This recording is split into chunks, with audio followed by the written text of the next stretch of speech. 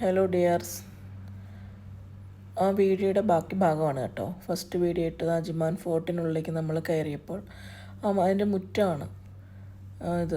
അതിനുള്ളിൽ തണൽമരങ്ങൾ ഒരു കുടയുടെ ആകൃതിയിലാണ് ഇത് വെട്ടി നിർത്തിയിരിക്കുന്നത്. ആൾക്കാർക്കൊക്കെ ഇരുന്ന് സംസാരിക്കാനും വിശ്രമിക്കാനും ഒക്കെ പറ്റിയ ഒരു ഏരിയയാണിത് കേട്ടോ. പിന്നെ നമ്മുടെ നാട്ടിലുള്ള ബദാം മരം ഇല്ലേ, അതുമൊക്കെ പിടിപ്പിച്ചിട്ടുണ്ട്.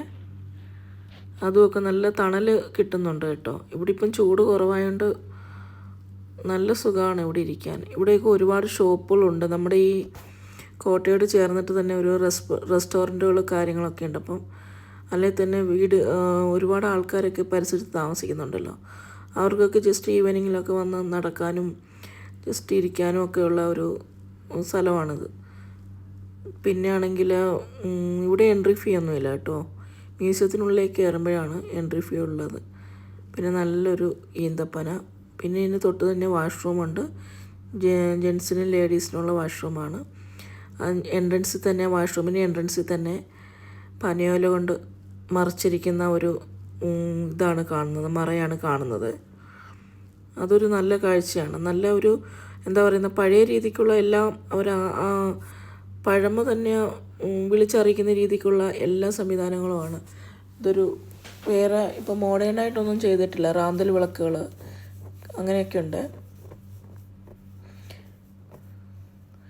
ഈ കോട്ടയുടെ അടുത്ത് തന്നെ ഒരു മോസ്ക് ഉണ്ട്.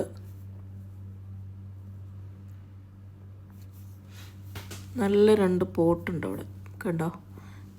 അതിലുള്ള റോസാപ്പൂവൊക്കെ നിൽപ്പുണ്ട്. നല്ല ഭംഗിയാണ് അതൊക്കെ കാണാൻ. വളരെ സിമ്പിളാണ്, പക്ഷെ നല്ല ഭംഗിയുണ്ട് കേട്ടോ ഇതൊക്കെ കാണാം. പിന്നെ ഈ റോഡിൻ്റെ സൈഡാണെങ്കിലും വളരെ ശാന്തതയാണ് കേട്ടോ ഇവിടെ. ഇത് ആ ഫോർട്ടിൻ്റെ സൈഡിൽ ആ ഭിത്തിക്കൊക്കെ വരച്ച് വെച്ചിരിക്കുന്ന പടങ്ങളാണിത് കേട്ടോ. ഇത് കണ്ടോ, ഒരു ഡ്രംസ് എന്തോ വായിക്കുന്ന ഒരാൾ. ഇതൊരു സുവനീർ ഷോപ്പാണ്. അത് ക്ലോസ്ഡ് ആണ്.